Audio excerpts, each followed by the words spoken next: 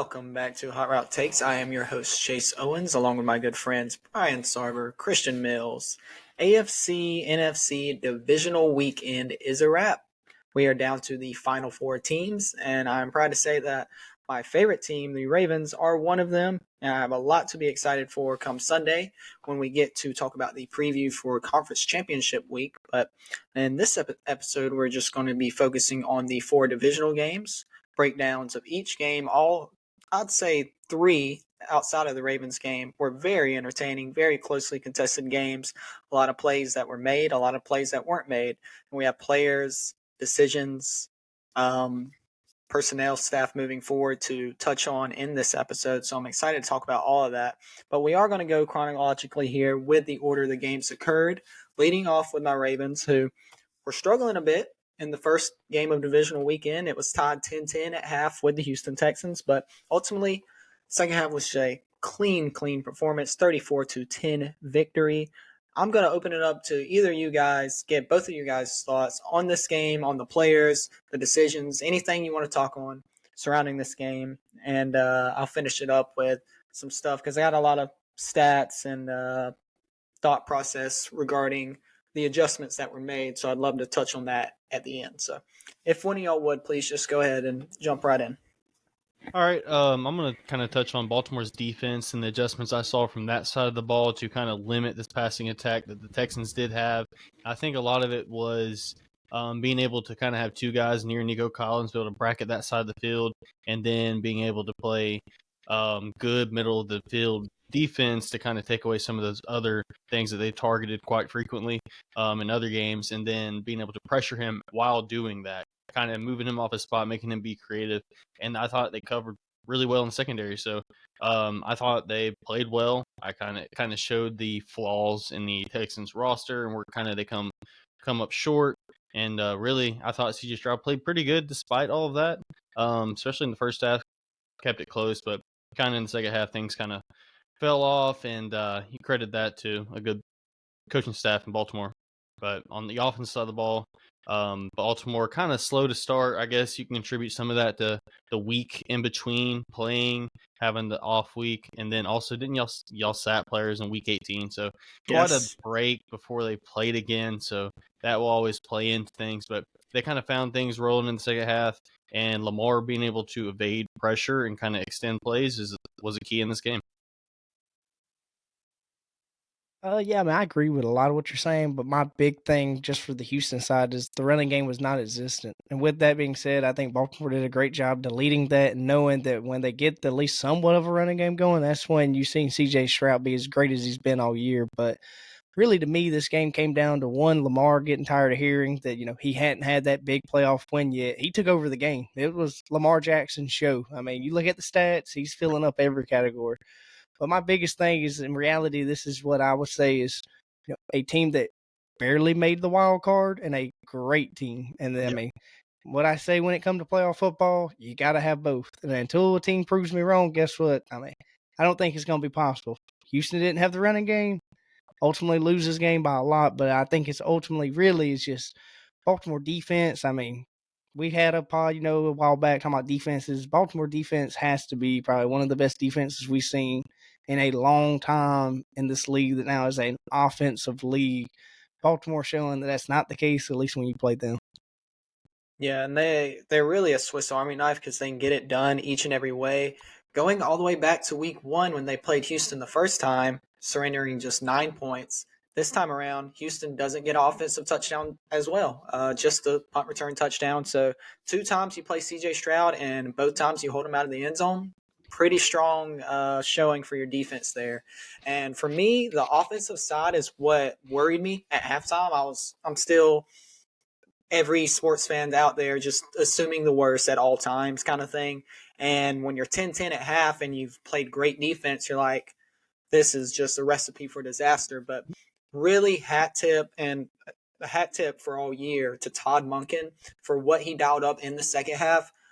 The Houston Texans were blitzing at a rate higher than they have all year. They came into the game about a 30%, less than 30% blitz rate. They were blitzing Lamar on 67% of his dropbacks in the first half. Just absurd numbers. Wow. And Lamar's been good all year against the blitz, but they were struggling because they were trying to force the ball deep down the field, and they just did not have the time against that great Houston pass rush. So second half opens up immediately. First drive, quick hitters, blitz beaters to Aguilar, Bateman to just get the quick pass game going, soften up that Texans defense, run the ball more effectively than Houston was ever able to do. And that multiple dimensions of the offense that Christian touched on is really what played into the Baltimore offense putting up 24 points in that second half. Lamar, as both of you said, MVP type performance in the second half. First guy in regular season or postseason history to go 100 yards rushing, 100 yards passing, 2 touchdowns in each, and a 100 passer rating. He continues to just do stuff that other guys couldn't dream of doing. Like, it's impressive. I'm so thankful to have him as a quarterback. And I think if this offense continues to do what we did in the second half, make those adjustments, we have a great chance to finish this thing off. Compared to previous postseasons, you saw Greg Roman, Buffalo game, Greg Roman, Tennessee game get very stubborn and not adjust to when teams found something against the Ravens offense, the blitz, whatever it may be. And that was the recipe for disaster, his stubbornness to adjust. Todd Monken did not let that deter him in the first half, quickly adjusted, found some things in the passing game, the quick passing game, and that really spurred the victory. And again, I'll finish it with this. Defense played your butt off against a very talented quarterback. Houston Texans, your fan base, you should be extremely proud of reaching the divisional round. You have a head coach and a QB that is going to spur you to great things for a long time. But, man, I mean, it wasn't even that they racked up different numbers. 0 turnovers, 0 sacks. Yet, where's the stat I had just pulled up here? They generated pressures and made C.J. Stroud move all day long. They had a total of, if I can find it here, I believe it was 12 different players. Yep, 12 different players get a pass rush generated, and the third quickest time to pressure of the season at 2.4 seconds. So C.J. Stroud, he did what he could with the limited time he had. And ultimately, when you don't have a Tank Dell and other playmakers outside of Nico Collins, that made life very tough against a strong defense. So a lot of things I got off my chest there, but I mean, it was a great performance, and very happy to see Lamar in his first AFC Championship game, the first AFC Championship game in Baltimore since they became the Ravens. The last time they hosted one was when they were the Colts franchise. So a lot of exciting stuff. You got a great matchup with KC, the been there, done that team. We will preview extensively when we all get together on Wednesday. As for now, we're going to jump ahead into the other divisional games, which were a lot more entertaining, a lot more closely contested. Brian, I'm going to set you up for this one first because you about look like the genius of all geniuses. Earlier last week, we did the preview. You picked the Packers in an upset over the Niners, the big favorites in the NFC. And, man, they really had that game in their grasp all the way to the end. Unfortunately, They fall 21-24 final thanks to a late Christian McCaffrey touchdown and the Packers failing to capitalize. Jordan Love throws the late pick there to seal their fate. But strong performance nonetheless. What did you see in terms of adjustments, players in this game, Brian? Anything you want to touch on in particular that led you to believe the Packers were about to finish this thing off until ultimately it did not happen? Well, it is 2 things. It's 2 individuals on this Green Bay Packers franchise that will be here long term and are staples to this team, and that's Matt LaFleur, the head coach, offensive play caller, and Jordan Love. I think that they didn't win this game, but they still made a statement to the rest of the league that they can play with anybody. And they really felt like they dictated this game. It seems like to me that the 49ers were the ones that got out of there with a W because there were 2 really close dropped interceptions in this game where the defense really let them down because it was right in their hands both times. But, you get away with things like that sometimes. I know Jordan Love got away with one. But the play at the end of the game, he had his rookie moment, if you will. He blew it. He had an opportunity to really make some noise here, go down, drive down the field and win the game against the San Francisco 49ers as a 7 seed in their house in the playoffs. I mean, that would have been, you know, that would have been a statement from Jordan Love. Like, I'm here we are. But, credit to Brock Purdy as well, because I didn't think he had his best game. And then at the end, when they needed it most, Brock Purdy drove the ball down the field and scored when they needed it most. So credit to Brock Purdy as well, because I thought the San Francisco 49ers had a very balanced attack today. Like I said, there were a couple really fortunate breaks for them. But other than that, it was a clean day. They were able to run the football. I think Purdy finished with like 275 yards passing. Just an efficient day in general. But I thought this was two heavyweight teams going at it, and the 49ers came away with the W.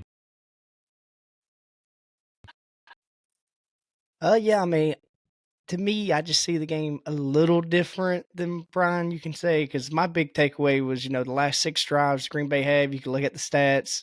I mean, Jordan Love, and I don't know what they did on the 49ers side, but they made adjustments during the game. Very surprising to me, with how many DCs are recycling out of there. But last 6 possessions, he didn't have that many yards, and that's when we did see the 2 interceptions. So, and granted, you could say rookie mistake, yes, but I honestly think they just made the adjustments to really stop what was going on. And my big thing that Green Bay hasn't done a lot this year and seemed like they couldn't do it in this game, and that's stop the tight end. Tight end has killed Green Bay all year. I mean, they've seen now the Lions do it to them twice with Sam Laporta. George Kittle, they know that's going to definitely be the number one guy when you say Deebo Samuel's not in no more. I will say they did a great job, getting Brandon Ayuk not in, like, Brandon Ayuk wasn't even in the game. You could argue. I mean, he was there, but he really didn't do much. But at the end of the day, it just came to, like Brian said, Brock Purdy, big drive. Brian said something positive about Brock Purdy for the first time on the pod. I would like for that to be known. And then, Jordan Love had his big moment, and, Brian likes to compare him to Aaron Rodgers a lot, and it seems like, he studied Aaron a lot. So they both can't beat the 49ers in the playoffs. But that's neither here nor there. Aaron Jones, the dog, man, still, I'll let Chase talk about that guy more because I know he wants to. But the biggest thing, at least for Green Bay moving forward, man, is just they have a lot of weapons. I'm ready to see maybe next year which one of these guys can actually be the star guy. So right now, none of them took that step yet.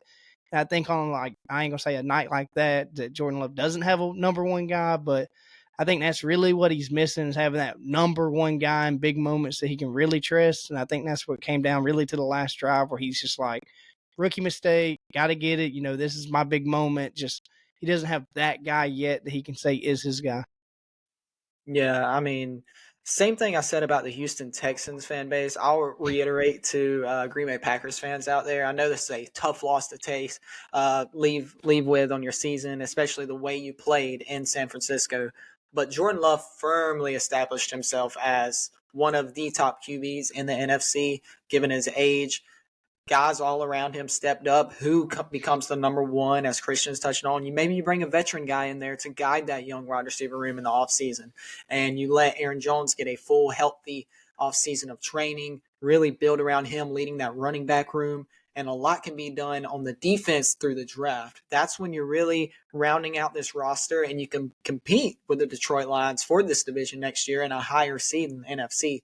Because outside of San Francisco, there's not a lot of teams that seem to be locked and loaded for years to come.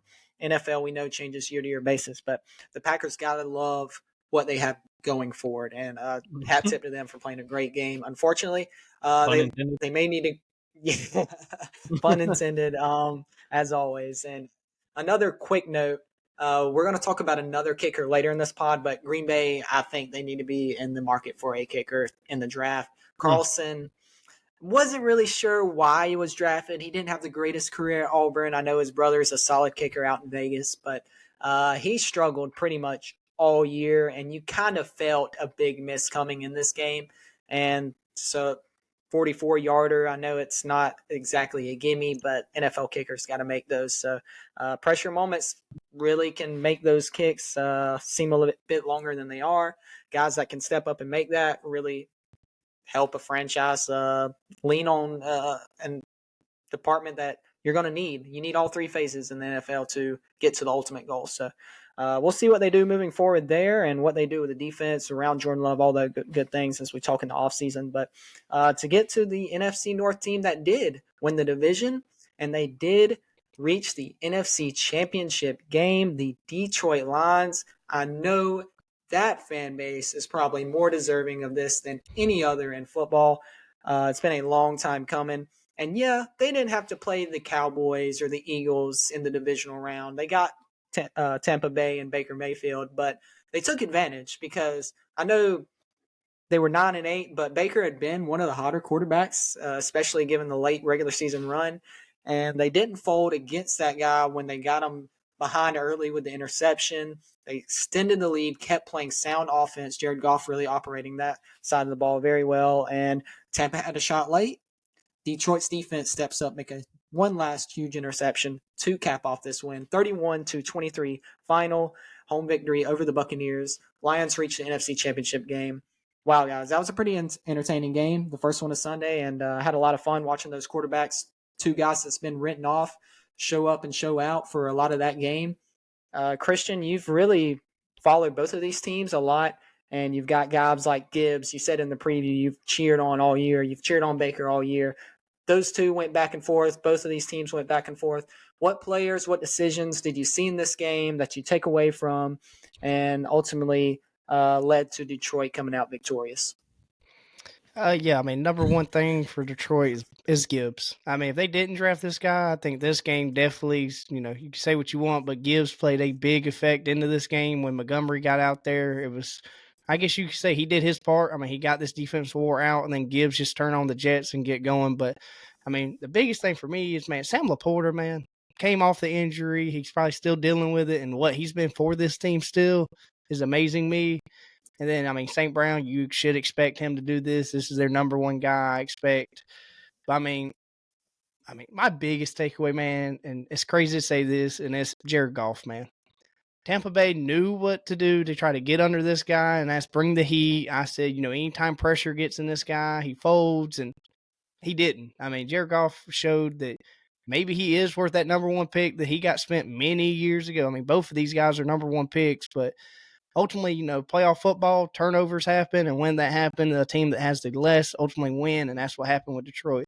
The first pick from Baker was not his fault. It was a ball that got batted up in the air, came down. Of course, the guy that had to talk the most junk last week did come down with it, handed it to Baker and said, little things on the sideline. But my biggest thing, man, is just for Tampa Bay, man, one, they got Mike Evans involved a little too late, I felt like. Like, they waited too long. I mean, any team, I think that's going to be definitely, next week we'll see just Detroit, when wide receivers do get going past them and go deep, man, it's bad. Like, they don't have anybody back there.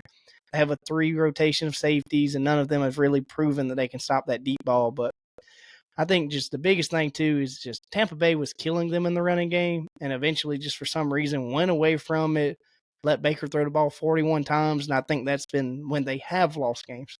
I think when they do what Cleveland did with Baker when they first drafted him, getting the play action going, the boot, get him moving out of the pocket, we've seen good Baker that we've loved to see this year. But I just ultimately, I mean, Tampa Bay could not stop, definitely the blitzes from the safety I seen. When they did bring the extra man, nobody was there to block them, and I think that's ultimately really how Detroit won this game. Yeah, I agree with a lot of the things you said there, Christian. And this was a playoff game. You could feel it. The playoff atmosphere was there. The pressure was on both these teams, and they were both giving it their best shot. I thought both teams actually played well in this game. Detroit, like Christian said, they couldn't really run the ball all that well. Gibbs did have a little bit today, but 74 yards rushing isn't going to change the game by no means. He did have critical plays in this game, including a 31-yard rush to really get things going late in the game. But I think altogether, the Bucs made Jared Goff beat them from the pocket, and he did. He won in situations that were unfavorable to him normally, where he's been criticized, and he was able to put the ball in some very tight windows over in the middle of the field in congested zone coverages. And so credit to Detroit, credit to Jared Goff, like Christian said, one of the main takeaways I had as well. And then, like Christian also said, they stopped giving the ball to White early in this game. He looked like he was poised to have a big one. He had a couple of broken tackles in there, but I thought, the emergence of Mike Evans in this with Baker, this chemistry they've been building all year was very prevalent in this game. And one thing I also noticed was Chris Godwin quite not being the presence he used to be, and it kind of showed up here because that's when you go to him, is when they're double team Mike Evans, when they're attempting to anyway, because they had plenty of success going there. But just forcing Baker to win and have it hard on him, forcing him to beat you. He did it a lot of the time, besides the 2 picks, and that was what really changed the game. Yeah, I think the Bucks were the last team that was like in the divisional round. We're not quote unquote supposed to be here, so they were playing with house money and they gave a spirited performance. But the Lions are just a little further along in their coaching tenure, their building of this franchise, and how they want it to look. And ultimately, that the home advantage, the experience on defense and coaching, quarterback, all these things, playing cleaner football. That's why I predicted Detroit to get to the NFC Championship earlier this year. I said they just play clean football. And when Jared Goff takes care of the ball, he has time to operate and he makes those quick decisions, get into Laporta, St. Brown, all those things, ground game going. They're a good team. They still have talent missing at certain spots, and they have to cover that up in unique ways and smart ways, I would say. But they've done a great job of just finding a way to win. So credit them, credit the fan base. Great year. Excited to see them play. They're going to be the heavy favorites going to San Francisco, but I hope they give a great performance because they've been giving them all year, and they'll have to rise to the occasion one more time come next Sunday. So last one, guys, I think was the most entertaining. It was the headlining matchup of divisional weekend after all. It's the Chiefs and Bills who got together for the fourth time or third. What was it? Third time in the playoffs now? I can't even remember. It seems like they've battled so much in the regular season as well, and all these games have been closely contested every single time that you expect no less than the great performance we got from both these quarterbacks, both these teams on Sunday night. And ultimately, ho-hum, it's the Chiefs coming out victorious once again. 6 straight conference championships for the Kansas City Chiefs. That is just unreal in single elimination playoff football to reach the conference championship 6 straight times. I mean, Pat Mahomes, man, what more can you say? I'm so sorry to the Bills fan base. They have a great quarterback. They have a great team, but they just can't get over that hump. I feel bad for them. Ultimately, Tyler Bass misses that kick. We talked about earlier the kickers. Oh my God, Brian. Oh my God. I'm trying to hold it together for those on the audio version and not watching us on YouTube. Brian just pulled out his Pat Mahomes jersey as he rocks that so proudly. That's as much as I can do. The Dolphins fan and Dolphins Twitter is about to come from Brian's head as we try to proceed here. But man, I can't say enough about Patrick Mahomes. But the Bills, you come back to it, they had their opportunities, man, and they drive down the field. Josh Allen can't get in the end zone, so it's relied upon a very good kicker. He's been the kicker for a while now down in Buffalo. He's made big kicks, but he misses this one wide right. Season comes to an end after one more first down from Pacheco. Tough pill to swallow, man. We've got a lot of stuff to cover. This game was back and forth, a lot of lead changes. Travis Kelce had a big day, all these things to talk about. I'll let either one of y'all jump us off. What'd you see from this great quarterback duel and this rivalry that's just keeps taking place in postseason play? Man, if I'm going to be honest, Josh Allen played a winning football game. He did. I mean, it pains me to say that. Am I glad to see Buffalo going home? Absolutely. It brings joy to my heart seeing them sitting at home with us, enjoying Miami because, Buffalo sucks. But Josh Allen finished this game with 72 rushing yards. Okay? That was the most on their team, with as well throwing the ball 39 times for 186 yards, touchdown, no interception, none of that. But he did have a fumble loss in this game. That was probably his only mistake. And there were several bombs that were dropped in this game. Stephon Diggs, where was he at in this game? He finished 3 catches for 21 yards. And that's an interesting theme with Buffalo down the stretches. Stephon Diggs disappeared, and that connection with Josh Allen just hasn't been the same later in the year as it was earlier. And they paid He's for on it the way out. I think Diggs in Buffalo we've seen the last of. And that was a great connection when he first got over. That's what Josh Allen needed early in his career.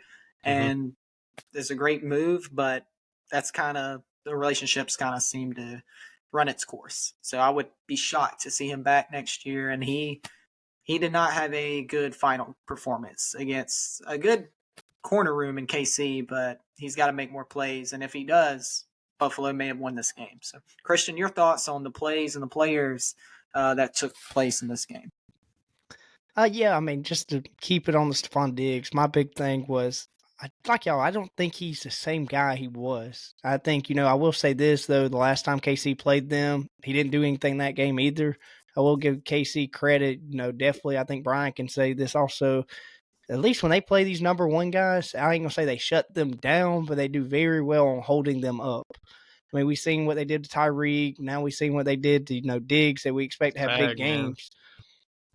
And Great it's just coach. like, it's just their goal. I think definitely this game was, and I think we seen it was, Josh Allen's not beating us deep. He can do anything else to us. They can do the little dump offs.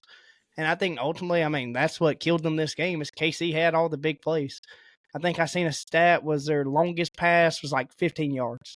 If you'd have told me Josh Allen longest pass was 15 yards, I'd say, yeah, they lost the game. And I just think, go ahead, Brian. I seen you had something. Kincaid was huge in this game, though. Granted, they took away, like you said, they took away the long ball. Like, they weren't going to allow that to happen. Oh, yeah. And they forced Josh Allen to have to throw the ball to the middle of the field to Kincaid, and it worked. But, like you said, no explosives. Oh, yeah. That's what I was going to add in here. The Bills did a great job of doing just what the KC defense wanted them to do and just paper cutting them to death down the field and moving the ball methodically. But when the crunch time came and they're sitting there at the 40, 50-yard line, 2 minutes left, you don't necessarily even want to score quickly. And he threw two, I think it was on second down, third and 10 on both of those. He threw it like towards the end zone, like trying to get all of it at once. If he just keeps working the ball down the field, you run that clock down, give Mahomes less time, maybe you get in the end zone that way. He did so good at that the whole game until that final drive, I will say. Yeah, I mean, another thing for me is, I don't think it changes a lot, but, Gabe Davis, if he does play, what happens to this game is a big question mark for me, but my last big thing for Buffalo, man, is one, they tried their best to keep Patrick Mahomes in the pocket when he did escape. They were there. I will give them credit for all the injuries they had, and just the last thing to me is James Cook on the last drive. I mean, did they not trust him because he did have a couple fumbles early on? I've heard this go around a little bit, so it's one of those things I'd like to see what y'all think. He's been great in the backfield. He did have the one drop. I can't remember if maybe it was against Miami in the end zone. He dropped it. He was wide open. Maybe it was against somebody else, but he's had very few moments where you think, he could have made the play and didn't. I wonder if that was in this game on that last drive. They went away from him. And I think that's crazy because this guy has been one of those playmakers for this team. So, just KC, I will say Travis Kelce is back. I'm not glad to say that, but he is back and playoff football is alive for the Chiefs. So, not good to hear. Yeah. Go ahead, Brian. To your point about James Cook, I thought that KC's personnel did a really good job of limiting the run with light box count. Like, they were playing nickel, a lot of it, and were able to mitigate the passing game, the explosives, but also, shut down James Cook. He had a long rush of 8 yards in this game and finished with 61 yards rushing on 18 carries, 3.4 yards a carry. Like, credit to Spags. I don't necessarily know if it was a Cook thing. It was like they weren't able to get the run game going at all. So, yeah, man, Kansas City's front is legit. It may not be like the best pass rushing front, but they can stop the run pretty good. Yeah. I do have two more little things I kind of forgot, but one is Joe Brady, how good he supposedly has been, firing the offensive corner. He had no big plays on the play call, it looked. And then I will say I heard this from Michael Lombardi. Chase would know more about this, but do you think they need to change the offense in Buffalo to more of not what Baltimore's running, but how they put Lamar under center a lot more? I think that's something that Buffalo needs to look to do with Josh Allen. I heard him talk about it, a little bit today on his pod. I think putting him under shot, not in shotgun as much, under center, that makes the defense change a lot with that look that they're having to give, and then more for the boot action and more towards that because it's just a lot of shotgun in Buffalo. Yeah, I think to touch on that, the Ravens still primarily operate with Lamar in shotgun or in pistol and rarely under the center. But Monken has done a great job of when he is under center, the wrinkles he throws in with moving the pocket. Because when you're in shotgun, it's so rare that you're getting outside of the pocket unless you're just scrambling outright.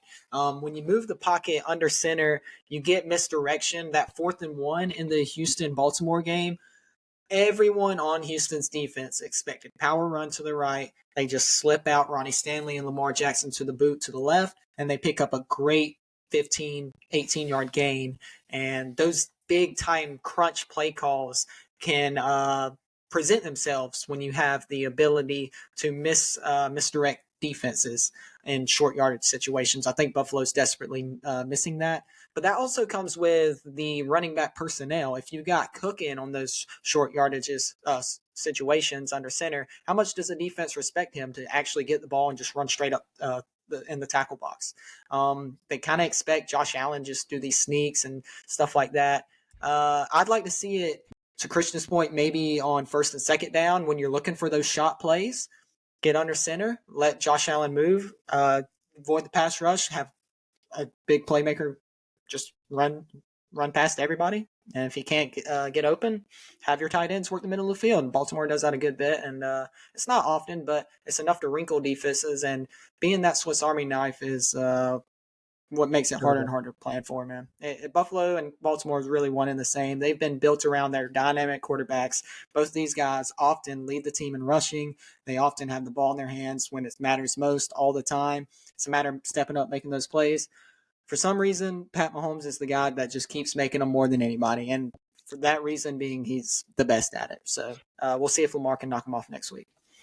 I had one last point regarding this game, and it's more so kind of what y'all were touching on regarding Josh Allen, regarding the Buffalo Bills as a franchise and how this team is managed and put together versus the Ravens and the Chiefs. I think one big thing you can look at with the Chiefs is outstanding, innovative play calling with Andy Reid. I think that's one thing that at least the Bills don't really have. You see that's in the works with the Ravens, but this is a structured, tenured coaching staff in KC that's been doing this for a long time. They continue to find new ways to get it done.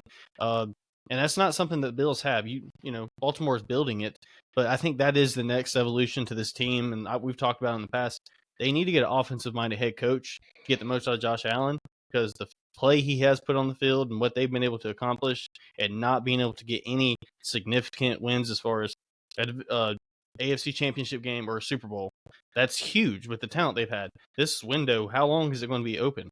If they don't change something, I feel like they're going to waste the prime of Josh Allen's career. And I hope they keep it running. Just to hit on that real quick, Brian, I mean, I agree with a lot of what you're saying because, I mean, crazy to say, you know, how big I've been on the Buffalo and me thinking they'll go, but I think their window is honestly closed unless this offseason big changes are to come. Brian's done said it a lot on the pod. 2 older safeties, wide receiver Diggs, who's not looking like a number 1 anymore. And then you just have an offensive line that got physically tough this year, but I don't think that offensive line's where they want it. And then a lot of pieces on defense that they've lost definitely this year. And then more guys that are going to be free agents that we definitely have a pod on that eventually, you know, digging deep in some of these teams. But I think Buffalo's going to have a lot of retooling, and this team won't be like the team that's pretty much 0-3 against KC moving forward. I think this will be a new Buffalo team moving forward. Yeah, I think that's what it's going to take. This time, they finally had the home field in one of these playoff matchups. I think the crowd was amazing. They really got after Patrick Mahomes on offense and tried to alter it. Even went as far as throwing snowballs at players. Whatever they could do, they tried it, and they were electric. Pat Mahomes is just one of those guys that seems to have an answer for everything, and it's going to take some type of philosophical change on either defense to slow that guy down, which is a tall task, or on offense to elevate Josh Allen even more. He's already, like we said, he played a great game. There's nothing more you can say about it. He played a heck of a game, and it just wasn't enough. So what do? Build around him a little better, make his life easier, and just hope that's the answer. And honestly, it's the playoffs, man. It's one game sample size. Playoffs. And you you got to play better than that guy for one night. And I'm hopeful my Ravens and Lamar Jackson can do it next week. That's going to be a great matchup. I mean, I wouldn't have it any other way. Chiefs are a great team. I respect them. I'm scared of them. I predicted them to be in the Super Bowl again, season's beginning. But if I won't see my Ravens there, it's one of those, if you want to be the man, you got to beat the man. Pat Mahomes has been the man for a long time. He showed that again on Sunday night against a heck of a Bills team. And that was really the headlining matchup. And us, the viewer, the American audience, got a heck of a show on Sunday night. So we'll be touching on that game in depth on the preview show, that conference championship, along with the Lions 49ers conference championship game. Man, a trip to the Super Bowl on the line for all four of those teams, the Final Four. It's going to be fun to break those down with you guys. I think it's both got intriguing matchups, so I'd love to hear your thoughts on each one of them. Unless you guys have anything else to throw in here, I'll wrap us up. As always, just do us a favor for our listeners. Give us a follow on Twitter. I'm at ChaseOwens96. Christian's at C_Mills241. Brian at Sarver_Brian. Do us a favor, follow the YouTube page, TikTok page at Hot Rock Takes. Like our videos, comment, rate, review the podcast itself. I had some people on Facebook or some friends of mine thanking me. I think I posted the Lions clip where I predicted them to get the NFC. They didn't even know we were recording. And I mean, this is still a very much growing thing. So if you have a football fan in your life, please do us a favor. Ravens fan, Dolphins fan, Chargers fan, whoever it may be, send it their way. If they don't like it, we can't help that. We just trying to do what we want. But if you give them the opportunity to at least give it a shot, we'll be forever thankful. So as always, listeners, we are so grateful for you guys. Just do us a favor, keep liking, commenting, all those great things, the podcast itself, and we'll continue to churn out these episodes for you. So until next time for the preview show, guys, we will see you on Wednesday. Thank you all. Peace out. Tua still sucks.